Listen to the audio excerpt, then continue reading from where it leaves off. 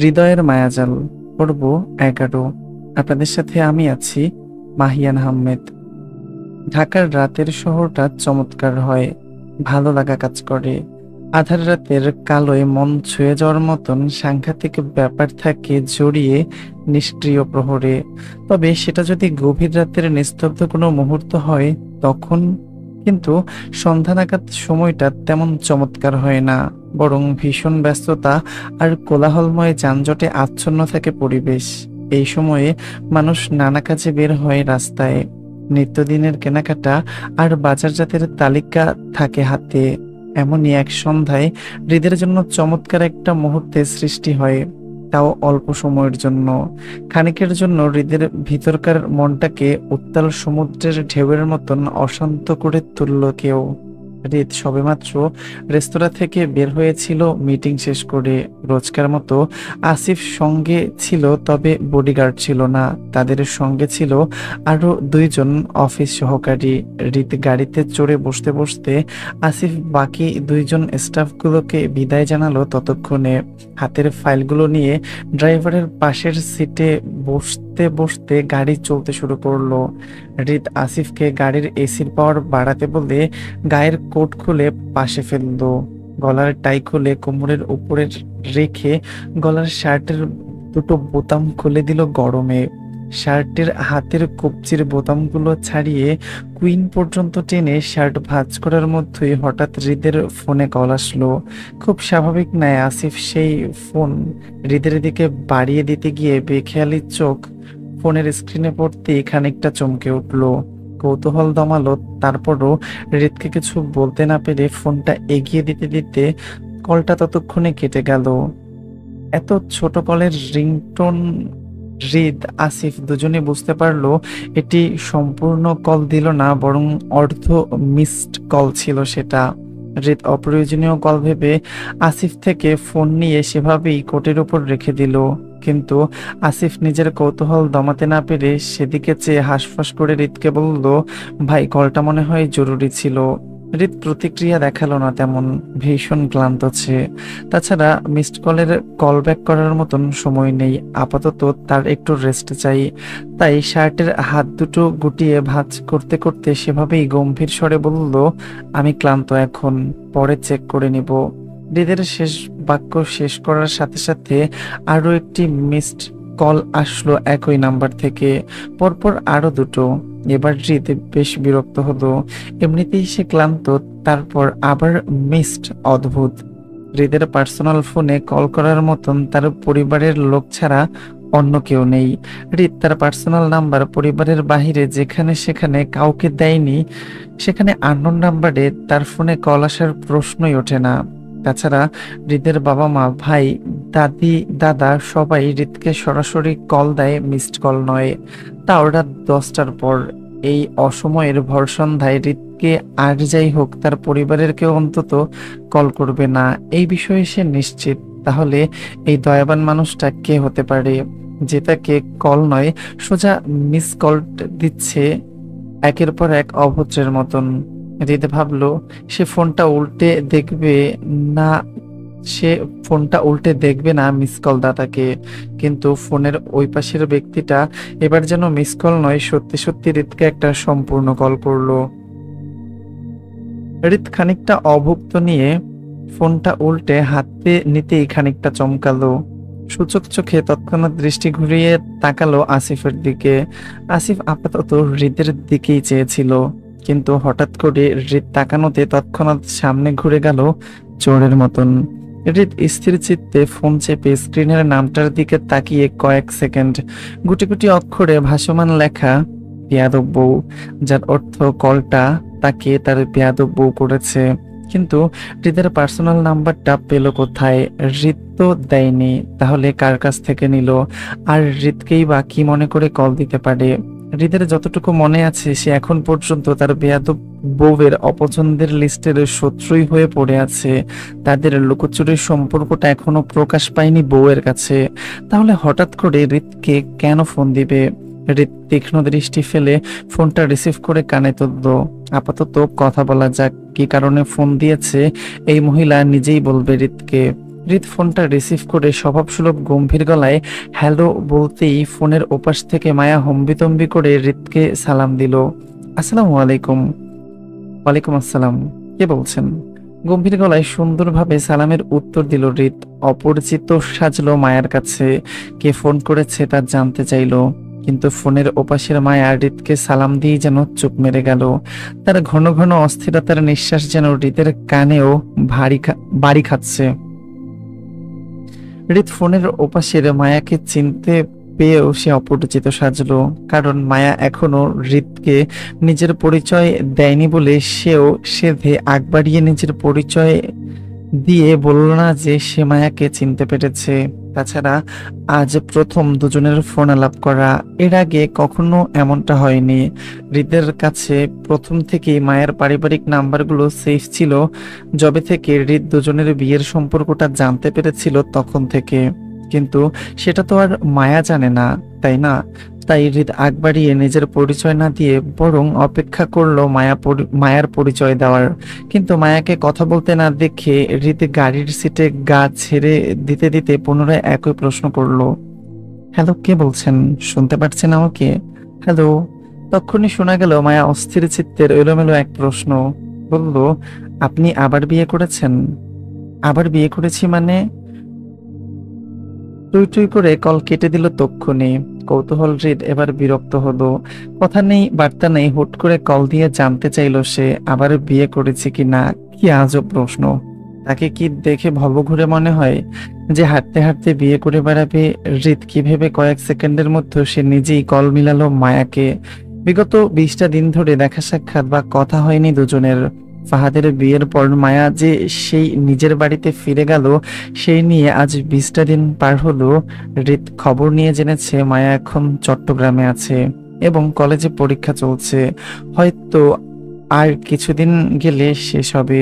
হৃদ এতদিনে ব্যস্ততায় একদমই চট্টগ্রামে যেতে পারেনি, কিন্তু এখন মনে হচ্ছে এবার না গেলেই নয়। হৃদ মায়াকে কল দিতে দিতে আসিফের উদ্দেশ্যে বলল, আসিফ গাড়ি ঘোরাও, মহাসড়ক ধরো, চট্টগ্রামে ফিরবো।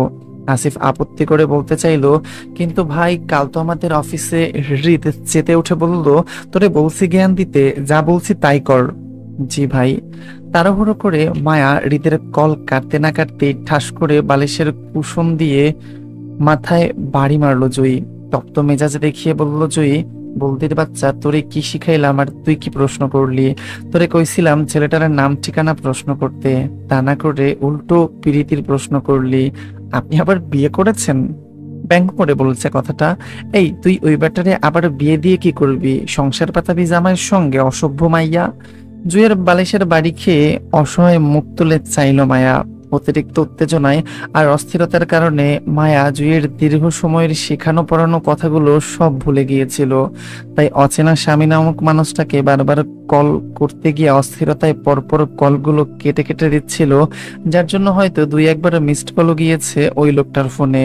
কিন্তু মায়া যখন অতি সাহস জুগিয়ে অবশেষে বড় একটা কল করলো অচেনা স্বামী নামক মানুষটাকে, আর আর তখন জুয়ের দীর্ঘ সময়ের শিখিয়ে দেওয়া কোনো কথাই আর মাথায় থাকলো না, বরং অতিরিক্ত উত্তেজনায় মায়ার তবদা খেয়ে বসেছিল খানিকের জন্য। যার দরুন ফোনের ওপাশের ব্যক্তিটি বারবার হ্যালো বলার পরও মায়া নিজের কথাগুলো গুছিয়ে উঠতে পারেনি। তীব্র অস্বস্তিতে সিটিয়ে চুপ মেরে গেল। কিন্তু মায়া যখনই নিজের অস্থিরতা খানিকটা কাটিয়ে উঠল, তখনই মায়ের মনে যা ছিল দীর্ঘদিন ধরে অচেনা স্বামীকে নিয়ে সেই প্রশ্নটাই চট করে করে ফেললো। আর করবে নাই বা কেন? মায়ার স্বামী হয় লোকটা, মায়ার জানার অধিকার আছে ওর স্বামী দ্বিতীয় বিয়ে করে ফেলেছে কিনা। যদিও মায়ের এটা জানা নেই যে মায়া ওই লোকটার প্রথম বউ নাকি দ্বিতীয় বউ, নাকি আজও বিয়ে করেনি লোকটা। সবচেয়ে বড় কথা হলো মায়ার সাথে বিয়েটা আজও ওই লোকটার মনে আছে কিনা, তাও বিশাল বড় প্রশ্ন হয়ে দাঁড়ায়। এত এত সব প্রশ্নের উত্তর জানার অবশ্যই মায়ার প্রয়োজন। তাই মায়া টানা 3টা মাস এত কষ্ট করে, এত যুদ্ধ করে অবশেষে আজ সফলভাবে সুমনের থেকে অচেনা স্বামীর নাম্বারটা সংগ্রহ করতে সক্ষম হলো। মুক্তার শ্বশুরবাড়ি থেকে আসার পর বিগত 20 দিন ধরে হাফিজ সাহেবের ছেলে সুমনের সঙ্গে যোগাযোগ করতে পারছিল না মায়া। ছেলেটা নাকি ঢাকায় ছিল পড়াশোনার জন্য, আর হাফেজ সাহেব ছিল রাজশাহী। আজই নাকি সুমন বাড়ি ফিরে বাবার সঙ্গে কথা বলে মায়ের স্বামীর নাম্বারটা জোগাড় করে দিল। তবে সুমন থেকে মায়ের স্বামীর তেমন কোনো তথ্য বা ঠিকানা কিছুই পাওয়া যায়নি। মায়া বারবার সুমনকে অনুরোধ করেছিল শুধু মায়ের অচেনা স্বামীর নামটা বলতে, কিন্তু সুমন তা বলতে পারেনি, কারণ সুমন নিজেও মায়ের স্বামীর নাম পরিচয় সম্পর্কে তেমন কিছুই জানে না। মায়ের অত অনুরোধের জন্য সুমন শেষে অনুতপ্ত হয়ে হতাশ গলায় জানায় সুমনের বাবা হাফেজ সাহেব নাকি শুধু সুমনকে মায়ের স্বামীর নাম্বারটা ছাড়া আর কিছুই বলেননি। সুমন প্রশ্ন করেছিল লোকটাকে, তার সম্পর্কে জানতে, কিন্তু এই বিষয়ে হাফেজ সাহেব নাকি ফোন নাম্বারটা ছাড়া আর কিছুই বলেননি। এতে মায়া ভীষণ দুঃখ পেয়েছিল। বউ হয়ে স্বামী নামক বউ হয়ে স্বামীর নামটা কেন হাফিজ সাহেব মায়াকে বলল না? কেন ইচ্ছাকৃতভাবে হাফিজ সাহেব মায়ের স্বামীর নামটা লুকাতে চাইছে? কি এমন থাকতে পারে মায়ের স্বামী নামক লোকটার পিছনে? গুন্ডা টাইপের খারাপ লোকও যদি হয় মায়ের স্বামী, তাহলেও তো কোনো সমস্যা নেই, কারণ মায়াদের বিয়েটা যে পরিস্থিতিতে হয়েছিল তাতে লোকটা কেমন বা তার সম্পর্কে যাচাই করার মতন পরিস্থিতি তখন ছিল না। তাই মায়া ধরে নিল মায়ের সাথে একটা দুনিয়ার খারাপ লোকেরই বিয়ে হয়েছিল সেই দিন। সেভাবেই মায়া মনে মনে স্বামী নামক লোকটাকে খারাপ লোক ভেবেই গ্রহণ করে এসেছে এতদিন। তাই এখন স্বামী নামক লোকটাকে যদি কেউ খারাপ বা উগ্রবাদী লোক বলে সম্বোধন করে, তাহলেও বিষয়টা মায়ের কাছে স্বাভাবিকই লাগবে। কিন্তু অস্বাভাবিক ব্যাপার হচ্ছে মায়ের অচেনা স্বামী নামক লোকটার পরিচয় হাফিজ সাহেবকে লুকাতে দেখে। হাফিজ সাহেব কেন করলো এমনটা জানা নেই মায়ের। তবে সুমন ফোন রাখার আগে মায়াকে খুব সাবধান করে বলেছিল, আপু, আমার মনে হয় আপনার স্বামী প্রভাবশালীদের মধ্যে কেউ একজন হবেন, বিশাল কোনো ব্যাকগ্রাউন্ডের থেকে কেউ হবেন। আপনার স্বামীকে নিয়ে আমি আব্বাকে প্রশ্ন করাতে উনি দেখলাম ভীষণ নার্ভাস হচ্ছে। নিশ্চয়ই এর পেছনে কোনো কারণ আছে। তিনি আপনার স্বামীর নামটা পর্যন্ত আমাকে বলতে নারাজ। আপনি একটু সাবধানে থাকবেন আপু। সুমনের সতর্কবার্তার ভয়ে মায়াও পেয়েছিল। তারপরও সুমনের থেকে অচেনা স্বামীর নাম্বারটা নিয়েছিল আজ দুপুরে, কিন্তু কল দিল এই সন্ধ্যায় 7টার দিকে। মাঝে 6 ঘন্টা শুধু মায়ের নিজের নার্ভাসনেস কাটাতে আর সাহস জোগাতে লাগলো। জুই শুরু থেকেই মায়ের পাশে ছিল। সুমনের থেকে নাম্বারটা নিয়ে রিতকে কল করা পর্যন্ত জুই মায়ের পাশে ছিল। মায়াকে গুছিয়ে কথা শিখিয়ে দিয়েছিল কিভাবে হৃদের পরিচিতি সম্পর্কে জানতে চেয়ে প্রশ্ন করবে। কিন্তু অতি নার্ভাসনেস মায়া জুয়ের শিখিয়ে পড়িয়ে দেওয়া সবকিছু গুলিয়ে ফেললো, যার দরুন হম্বিতম্বি করে শুধু জানতে চাইলো মায়ের অচেনা স্বামী মায়াকে রেখে দ্বিতীয় বিয়ে করে ফেলেছে কিনা। মায়ের অতিরিক্ত টেনশন থেকে এমনটা করলো কিনা জানা নেই, তবে মায়ের খুব করে জানতে ইচ্ছে করছে আদৌ মায়ের স্বামীর তার আদৌ মায়ের স্বামী তার হঠাৎ বিয়ে করা বউকে মনে রেখেছে কিনা, নাকি মায়াকে ভুলে বিয়ে করে ফেলেছে এতদিনে নাকি মায়াকে ভুলে বিয়ে করে ফেলেছে এতদিনে। মন- মন্ত মায়ের ধ্যান ভাঙলো মত্ত মায়ের ধ্যান ভাঙলো ফের জুয়ের হাতে বালিশের বাড়ি খেয়ে। জুই চাচাতেই মায়া অসহায় মুখ করে বলল, তো কি করব, লোকটা আবার বিয়ে করেছে কিনা সেটা জানতে চাইবো না আমি? কেন জানতে চাইবি সেটাই তো প্রশ্ন। আজব, জানতে চাইবো না কেন? মায়ার কথায় চেতে উঠলো জুই। অসভ্য মাইয়া, আগে তো জানতে চাইবি লোকটা কে হয়। সুমন যে আমাদের নাম্বারটা দিল সেটা আদৌ তোর নিখোঁজ স্বামীর নাম্বারটা কিনা সেটা শিওর না হয়ে সরাসরি বিয়ের প্রশ্ন কেন করতে গেলি? সুমনের দেওয়া নাম্বারটা যে তোর স্বামীরই হবে এই বিষয়ে তুই এত শিওর হস কিভাবে?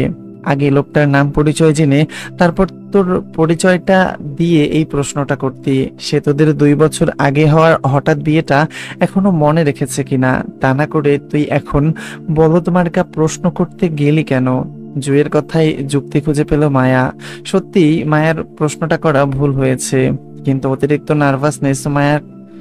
অতিরিক্ত নার্ভাসনেসে মায়া এত সব ভাবতে পারেনি। মনে যাচ্ছিল চট করে মুখে বলে ফেলেছে, অত গভীরে ভেবে দেখেনি সে।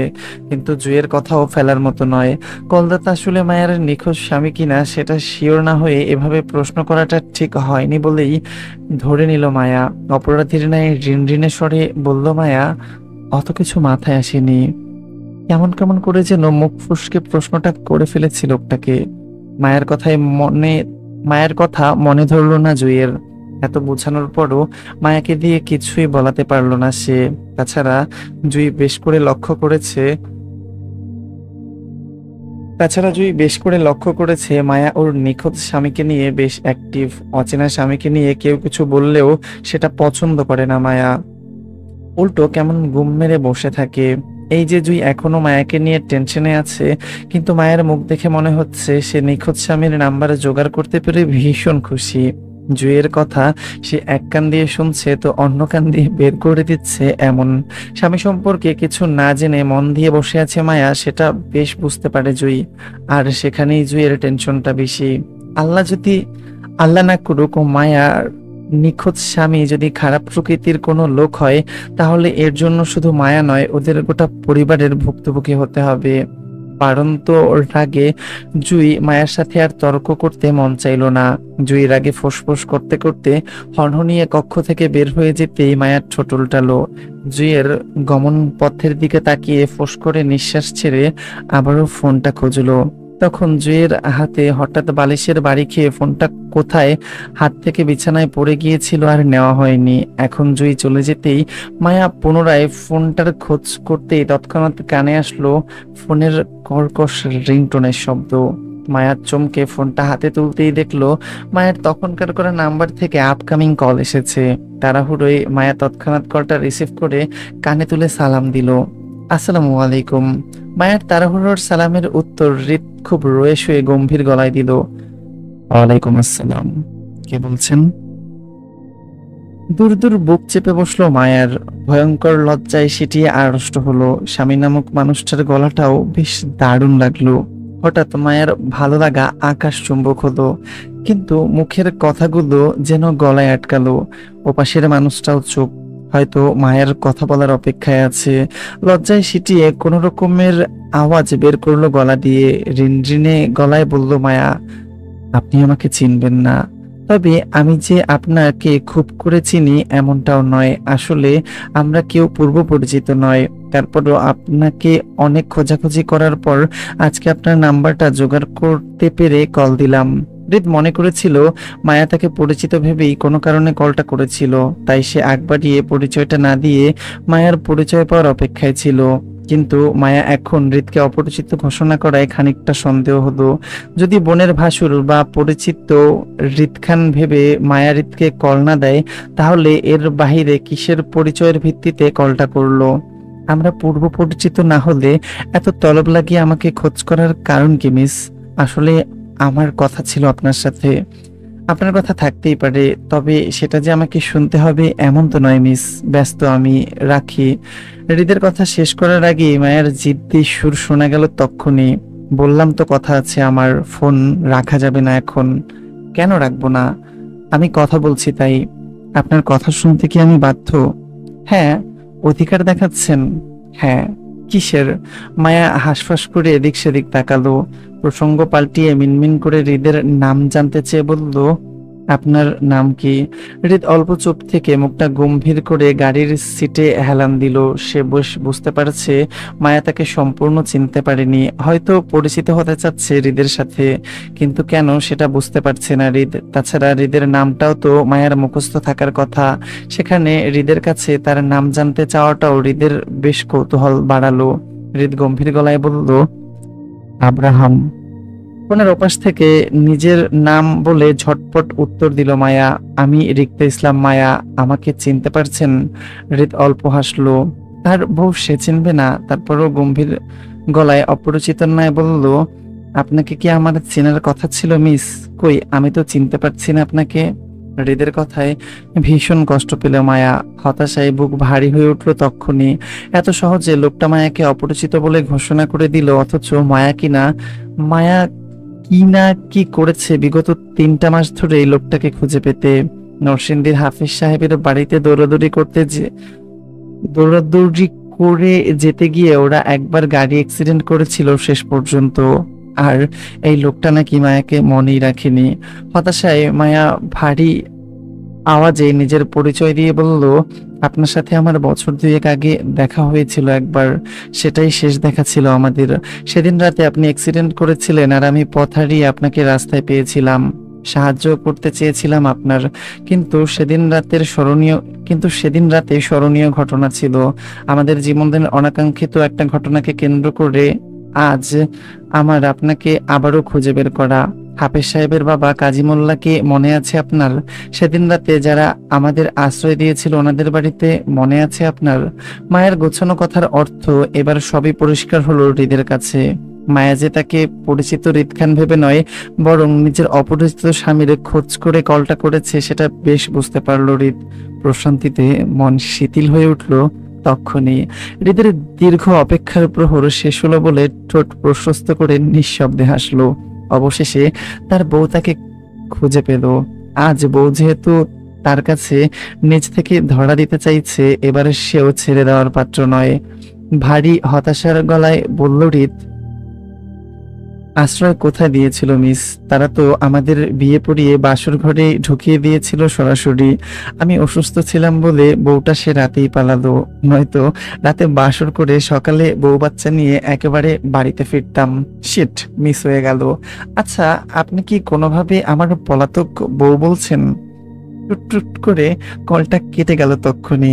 হৃদের বাকি কথাগুলো আর শোনা হলো না মায়ার। অতি লজ্জায় আড়ষ্ট হয়ে তৎক্ষণাৎ মুখ লুকালো বালিশে ঝাঁপিয়ে পড়ে।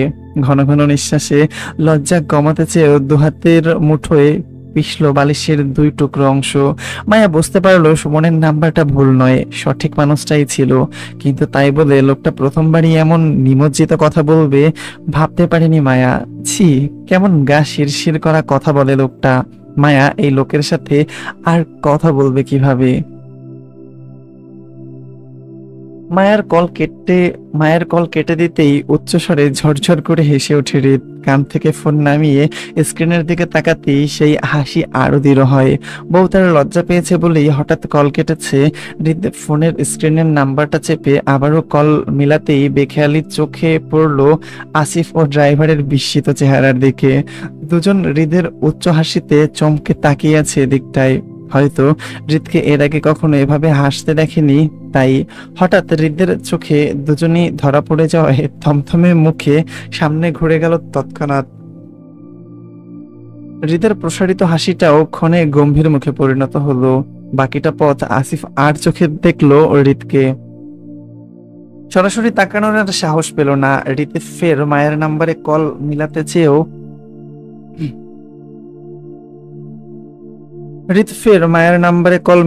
চেয়েও ফোন দিল, কিন্তু অতি লজ্জায় আড়ষ্ট মায়া সেই কল রিসিভ করলো না। হৃদ মিটমিট হেসে ছোট একটা মেসেজ লিখে পাঠালো, পলাতক বইয়ের সন্ধানে আছি মিস। যদি আপনার লজ্জা কমে আসে তাহলে অবশ্যই আমায় স্মরণ করবেন, কেমন? আমি অপেক্ষায় রইলাম। মেসেজ পাঠিয়ে হৃদ গা ছেড়ে দিল সিটে। চোখের উপর হাত বেঁধে চোখ বন্ধ করতেই হৃদের ঠোঁটের মিটমিটা হাসির রেখা ফের চোখে বিঁধল আসিফের। ব্যস্ত শহরের গাড়ি ছুটলো মহাসড়ক ধরে চট্টগ্রামের দিকে। আর বাতাসে আর বাতাসে আর বাতাসের তোড়ে ভেসে আসলো এক নতুন ট্রেনের গন্ধ। সেদিন সন্ধ্যায় মায়ার আর কল আসেনি হৃদের কাছে। লজ্জা ভয়ে অস্থিরতা কাটিয়ে মায়া হৃদকে কল দিল সেদিন রাতের দিকে। তখন রাত প্রায় 12টার ঘরে। জুই তখন ঘুমিয়ে। মায়া লুকিয়ে চুকিয়ে বারান্দার একটা চেয়ারে বসে হৃদকে কল মিলালো। হৃদ তখনও গাড়িতে। কুমিল্লা পার হয়ে ফেনীতে ঢুকেছে সবে। সেই সময়ে হৃদের ফোন বেজে উঠতেই আসিফ সামনের মিররের দিকে হৃদের দিকে তাকালো এক পলক। হৃদকে দেখলো ফোন হাতে অল্প হাসতে। হৃদ মায়ের কল কেটে নিজে কল মিলাবে তার আগেই মায়া অধৈর্যের ন্যায় আবারও কল দিল হৃদকে। এবার আবারও ঠোঁট চেপে হেসে কল কেটে দিল। কিন্তু মায়া যেন ফোন হাতে নিয়েই বসে আছে। হৃদের কল কাটতে না কাটতেই সেকেন্ডের ভিতরে তৃতীয়বারের মতন কল দিল হৃদকে। মায়ের অস্থিরতা বুঝে হৃদ হাসলো। বাধ্য হয়ে কলটা রিসিভ করে কানে তুলে বলল, আপনার স্বামীকে কেউ নিয়ে যাচ্ছে না ম্যাডাম, একটু ধৈর্য ধরুন, আমাকে অন্তত কল ব্যাকটা করতে দিন।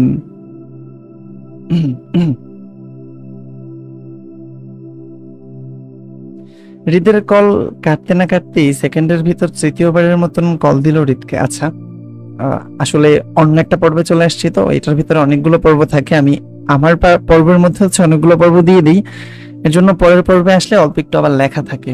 ওকে, শেষ যেখানে হয়েছে সেখান থেকেই আবার শুরু করি। আপনার স্বামীকে কেউ নিয়ে যাচ্ছে না ম্যাডাম, একটু ধৈর্য ধরুন, আমাকে অন্তত কল ব্যাকটা করতে দিন। টুটু করে কল কেটে যেতেই হৃদ আবারও হাসলো। ফোনটা হাতে নিয়ে স্ক্রিনের দিকে তাকিয়ে রইল কয়েক পলক। সময় নিয়ে আস্তে ধীরে কল দিল মায়াকে। ওপাশ থেকে মায়াও বেশ সময় নিয়ে কলটা রিসিভ করলো। বোঝাই যাচ্ছে তখনকার হৃদের কথায় লজ্জায় পেয়েছে বেশ। সময় নিয়ে কলটা রিসিভ করে মায়া প্রথমে সুন্দর করে সালাম দিল হৃদকে। আসসালামু আলাইকুম। হৃদ সালামের উত্তর দিয়ে বলল, ওয়ালাইকুম আসসালাম। ভালো আছেন? জি আছি। আপনি? জি ভালো। তারপর তারপর দুজনেই চুপ। হৃদ ইচ্ছাকৃতভাবেই চুপ। মায়া কি বলতে চায় সেটা শুনতে চায়। জড়তায় মায়া নিজের কথাগুলো গুলিয়ে ফেলে নিশ্চুপ হয়ে বসে থাকলো শুধু। কোথা থেকে শুরু করবে বুঝতে পারলো না এক মুহূর্তের জন্য। অন্ধকার বারান্দায় বসে কোলের উপর হাত কোলের উপর খালি হাতটা কচলালো মায়া। কি বলবে সেটা ভাবতেই হৃদের গলা শোনা গেল তক্ষুনি। হৃদ বলল, কি ম্যাডাম, কথা শেষ আপনার? জড়তা নিয়ে মায়া আমতা আমতা করে কানের পেছনের চুল গুজে দিতে দিতে লাজুক কণ্ঠে বলল, না আসলে আমার না কেমন কেমন জানি লাগছে, ভয়ে হাত পা ঠান্ডা হয়ে যাচ্ছে। উফ, তাহলে তো কঠিন সমস্যা ম্যাডামের। আমি কি ফোন রেখে দিব? তাড়াহুড়ো করে মুখ খুললো তক্ষুনি মায়া। না করে বলল, এই না না, ফোন রাখবেন না প্লিজ, আমার কথা আছে। তাড়াহুড়োয় হৃদের সাথে কথা বলতে আগ্রহ প্রকাশ করেই লজ্জায় পড়ে গেল মায়া। ফোনের ওপাশে মায়ার স্বামী নামক মানুষটা নিশ্চয়ই মায়াকে বেহায়া ভাবছে, সেটা ভেবেই মায়ের মন খারাপ হলো। এত কষ্ট করে স্বামীর সামনে নিজের একটা ভালো ভদ্র পার্সোনালিটি প্রকাশ করতে চেয়েছিল মায়া, অথচ নিজের বোকামির জন্য মায়া ধরা না পড়ে যায়। আবার মায়া নিজের বোকামিকে চাপিয়ে আবারও ভদ্রতা দেখিয়ে সরি বলল। সরি? কেন? আসলে তাড়াহুড়োয় ওইভাবে বলতে চাইনি, কিন্তু আমি তো ওইভাবেই শুনতে চেয়েছিলাম। হৃদের কথার পিছনে কথা খুঁজে পেল না মায়া। জড়তায় মায়া এদিক সেদিক লাজুক দৃষ্টি ঘোরালো। দুজনের বিয়েটার সম্পর্কে কথা বলতে চায় মায়া, কিন্তু কিভাবে শুরু করবে সেটা বুঝতে না পেরে খানিকটা চুপ রইল মায়া। ফোনের ওপাশ থেকে গাড়ির শব্দ পাওয়ায় চট করে মায়ার ঘোর ভাঙলো। এখন প্রায় রাত 12টার ঊর্ধ্বে। এত রাতে লোকটা কোথাও যাচ্ছে কি? কৌতূহলে মায়া জানতে প্রশ্ন করলো হৃদকে। বলল, গাড়ির শব্দ পাওয়া যাচ্ছে, আপনি কি এত রাতে কোথাও যাচ্ছেন? হৃদ তার সুন্দর চুলগুলোতে হাত চালাতে চালাতে বাইরে অন্ধকারময় রাস্তায় চোখ ঘুরিয়ে বলল, বউয়ের টানে তার শহরে যাচ্ছি দেখা করতে। হৃদের সহজ সরল উত্তরটা যেন মায়ার মাথায় বিস্ফোরণ ঘটালো। মায়ের স্বামী বিবাহিত কথাটা যেন মায়ের স্বামী বিবাহিত কথাটা যেন আকাশ ভেঙে পড়ার ন্যায় চমকে উঠল মায়া। স্তব্ধতার ন্যায় মৃদু চেঁচিয়ে বলল, কি, আপনি বিবাহিত? হ্যাঁ। মানে কি? কি মানে কি? বিয়ে করব না? পুরুষ মানুষ বিয়ে না করে থাকা যায় নাকি? বিয়ের বয়স হয়েছে আমার, তাই বিয়ে করেছি। মায়া অতি ভদ্র সাজার কৌটা মায়ার অতি ভদ্র সাজার কৌটা তক্ষণে শেষ হলো। রাগে হিসিয়ে গালি দিয়ে বসলো হৃদকে। কটমট করে বলল, অসভ্য লোক, বউ রেখে দ্বিতীয় বিয়ে করিস? তুই জানতিস না তোর বউ আছে? দ্বিতীয় বিয়ে কেন করতে গেলি? মায়ের হুট করে রেগেমেগে আগুন হয়ে যাওয়াটা হৃদের কাছে স্বাভাবিক লাগলো। যেখানে তীব্র অধিকার জন্ম নেয় সেখানেই রাগে দু চারটে গালি শোনাই যায়। তাছাড়া হৃদ মায়ের কাছে পরিচিত হৃদ খান বলে নয়, বরং মায়ের স্বামী হিসেবে সে গালি শুনেছে, তাই হজম করে নিল স্বামী হয়ে। মায়ের রাগকে উস্কে দিয়ে খেয়ালি করে বলল হৃদ, বউ রেখে কোথায় বিয়ে করলাম ম্যাডাম? আমার বউ তো নাই, বউ পলাতক। বউ নেই বলেই তো দ্বিতীয় আর তৃতীয় বিয়েটা করতে হয়েছে আমায়, দরকার হলে আরো একটা করব। ইসলামের 4টে বিয়ের সম্মতি দেয়, আমি তো মাত্র 3টা করেছি। আপনাকে পেলে আর একটা করব, তারপরই শেষ, আর করব না। রাগে দুঃখে কেঁদে ফেললো মায়া। এত কষ্ট করে নিখোঁজ স্বামীকে খোঁজ করাটাই বোকামি হয়েছে মায়ার। সেই দুঃখে মায়া কেঁদে উঠে হৃদকে গালি দিতে দিতে বলল, অসভ্য ইতর লুচ্চা লোক, এতগুলো বিয়ে করিস, তোর মতন জামাই আমার দরকার নাই, আমি তোরে তালাক দিব। খবরদার যদি কখনো আমার সামনে পড়িস তাহলে তোর পা ভেঙে হাতে ধরাই দিব। বউয়ের হাতে মার খাওয়ার জন্য হলেও এই বান্দা অবশ্যই হাজির হবে ম্যাডাম। টুট টুট। আচ্ছা টুটু হৃদের কথা শুনলো না মায়া, রাগে দুঃখে ঝরঝর করে কেঁদে উঠলো বারান্দার ফ্লোরে আছড়ে পড়ে। মায়া সত্যিই বিশ্বাস করতে পারেনি ওর স্বামী আবার বিয়ে করে নিবে। মায়ার স্বামীকে ঘিরে ভালোবাসাটা ঝরা পাতার মতন খসে গেল মনে। ভালোবাসাটা ভুল মানুষের প্রতি হওয়ায় কান্না বাঁধ ভাঙলো মায়ার। গুমড়ে ওঠা কষ্টে ফুপিয়ে ফুপিয়ে কাঁদলো বাকিটা রাত। হৃদ বেশ ফুরফুরে মেজাজে ফোনটা পাশেই রাখে। সে জানে এখন তার বউ কাঁদবে স্বামীর বিরহে, কাঁদুক, এতে সে মোটেও কষ্ট পাচ্ছে না, বরং ভীষণ শান্তি অনুভব করছে। যাক, আজকে রাতটা তার শান্তিতে কাটবে। সামান্য বিয়ে হওয়ার মিথ্যা সংবাদ নিয়ে তার বউ কতটা ক্ষেপলো হৃদের উপর। শেষ পর্যন্ত গালি দিল, ভবিষ্যতে পা ভেঙে ফেলে রাখার হুমকি পর্যন্ত দিল। যদি কখনো এই মেয়ে জানতে পারে হৃদ তার স্বামী, আল্লাহ জানে তখন কি করবে। হৃদের হুট করেই খুব ইচ্ছা হলো জানতে তার জানতে বউ তার পরিচয় পেলে কি করবে। এখনকার মতন এত অস্থির হলে হবে স্বামীর জন্য, নাকি পরিচিত হৃদ খান ভেবে ভয়ে পিছিয়ে যাবে হৃদের থেকে।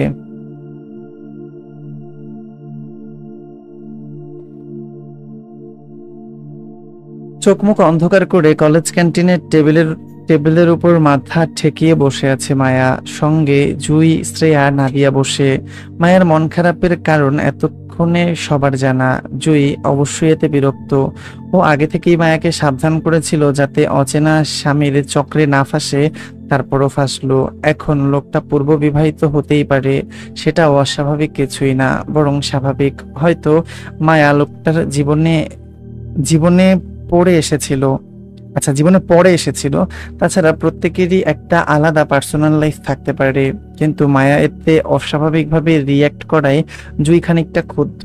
কোনোভাবে আরিফের কানে মায়ের কর্মকাণ্ডগুলো পৌঁছালে ওদের দুইজনকেই মার খেতে হবে। তাছাড়া মনমরা মায়া আজ ঠিকঠাক পরীক্ষাটাও দিয়েছে কি না কে জানে। রেজাল্ট খারাপ হলে পরিবারের সবার কানে চলে যাবে বিষয়টা, তখন আর রক্ষা নেই দুজনের। কিছুক্ষণ আগে পরীক্ষা শেষ করে ওরা সবাই কলেজ ক্যান্টিনে এসে বসেছিল। মায়া তখন থেকেই নিশ্চুপ হয়ে বসে আছে। রাতে যে অনেকটা সময় ধরে কেঁদেছিল সেটার জন্য চোখ মুখ ফুলে আছে। শ্রেয়া মায়াকে দেখে বেশ আফসোস করে বলল, মায়ু থাক, আর কষ্ট পাস না। লোকটা তোর ভালোবাসা পাওয়ার যোগ্যই না। তুই আরো ভালো কিছু রিজার্ভ করিস। আসলে ওই বদলোকটার কপালে খারাপ, এত সুন্দরী বউকে না দেখেই রিজেক্ট করলো। আসলে ওই বদলোকটার কপাল খারাপ, এত সুন্দরী বউকে না দেখেই রিজেক্ট করলো। আহারে, আমার তো লোকটার জন্য কষ্ট লাগছে। এত সুন্দরী বউ ও তার ভালোবাসা কিভাবে পায়ে ঠেললো। আচ্ছা, এখন কি করবি? লোকটা তো বিবাহিত, সংসার করার তো আর চান্স নেই তাহলে।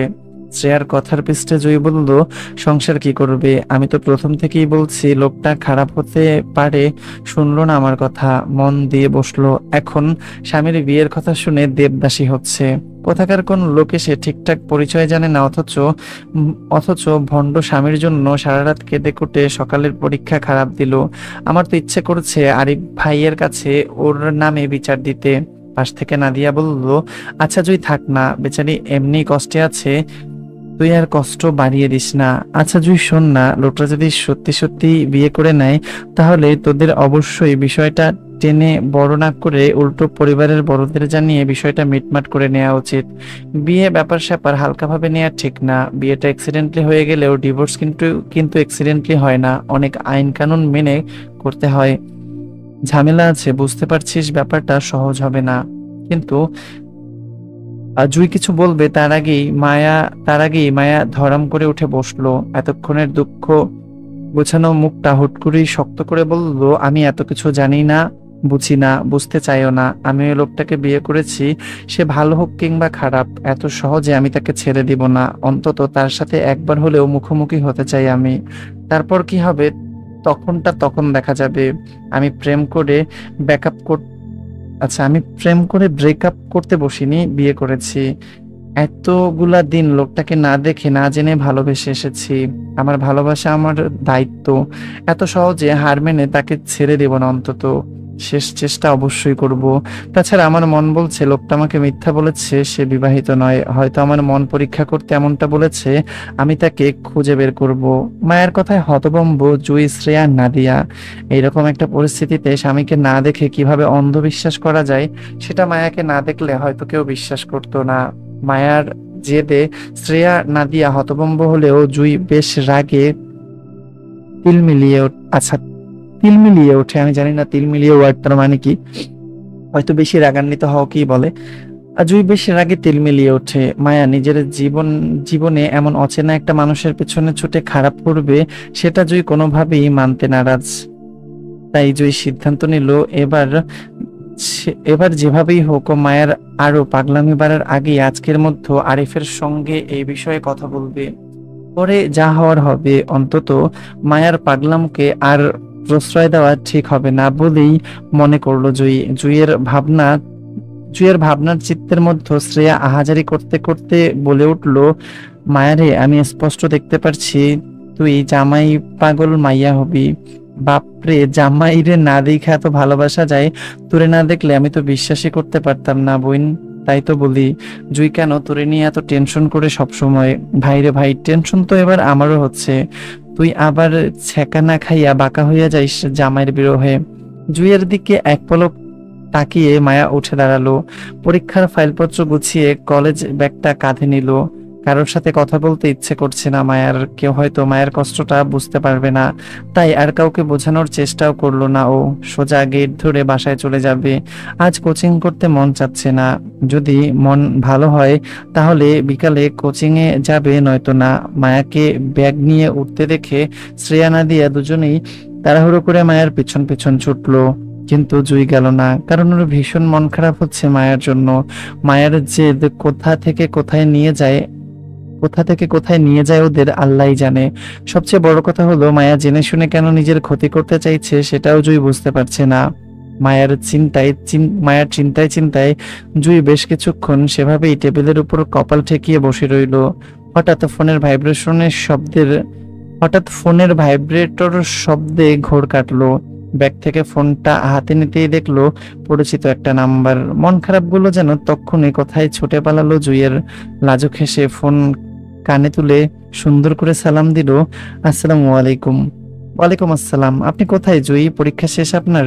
জি শেষ, আমি কলেজেই আছি। রাতে কল দিয়েছিলাম জুই, আপনার নাম্বারটা ব্যস্ত ছিল অনেকক্ষণ যাবত। আপনি কি রাতে কারোর সাথে কথা বলেছিলেন জুই? রাতের ফোন আলাপে মায়া ছিল সেটা বুঝতে সময় লাগলো না জুইয়ের, কিন্তু ফোনের ওপাশের ব্যক্তিটির কাছে মায়াকে ছোট করতে চাইলো না বলে মিথ্যা বলল। বাসা থেকে ফোন ছিল, কথা বলছিলাম আমরা। ফোনের ওপাশের লোকটার হয়তো বিশ্বাস হলো না জুইয়ের কথা। অনেকটা অবিশ্বাস নিয়ে ফের প্রশ্ন করে বলল, এত রাতে বাসা থেকে ফোন? হুম। মায়ের পিছন পিছন শ্রেয়া, নাদিয়া দুজনে দৌড়ে পাশাপাশি হেঁটে যোগ হলো। শ্রেয়া বেশ উত্তেজনা নিয়েই বলল, আরে মায়া শোন, তুই লোকটাকে কিভাবে খুঁজবি? কিছু ভেবেছিস? তোদের তো ফোনে কথা হয়, লোকটাকে সরাসরি বলবি তোর সাথে দেখা করতে? মায়া হাঁটতে হাঁটতে হতাশার উত্তর করে বলল, না। অধৈর্যের ন্যায় আওড়ালো শ্রেয়া। কেন? কারণ আমি চাই না লোকটা আমাকে কোনোভাবে চিনুক। যদি সে সত্যি বিয়ে করে ফেলে তাহলে আমি এই জীবনে তাকে আমার মুখ দেখতে দিব না। তাছাড়া স্বামীর খোঁজ আমি একা করেছি, সে আমার খোঁজ করেনি। ওনার হয়তো আমার কথা মনেও ছিল না এতদিন। আমার ফোন করতে হয়েছে। তাই আমি স্বেচ্ছায় তার সামনে দাঁড়িয়ে নিজেকে আর ছোট করতে চাই না। আমি অন্য কোনোভাবে লোকটার খোঁজ নিব লুকিয়ে।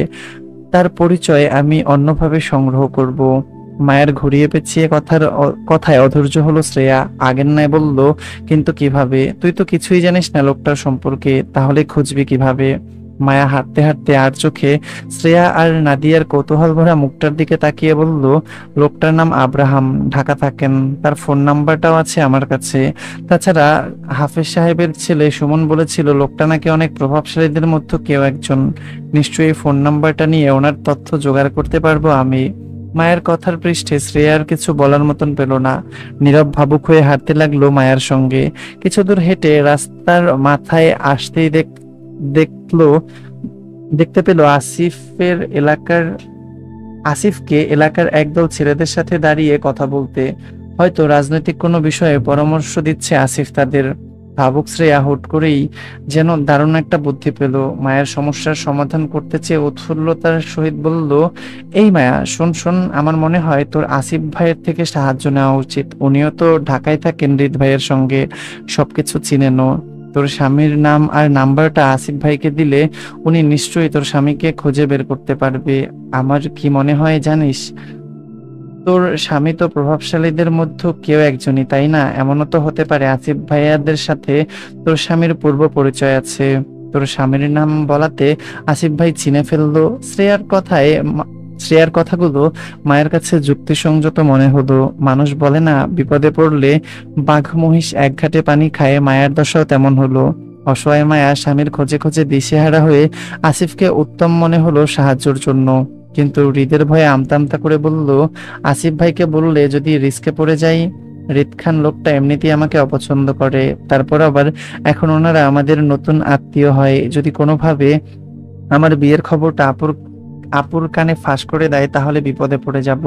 শ্রেয়া অসম্মতি জানিয়ে বলল, আরে বিষয়টা উল্টা ভেবে দেখ, তুই এমনি রিস্কে আছিস, চাইলেও তোকে এই বিষয়ে সাহায্য করতে পারবে এমন কেউ নেই।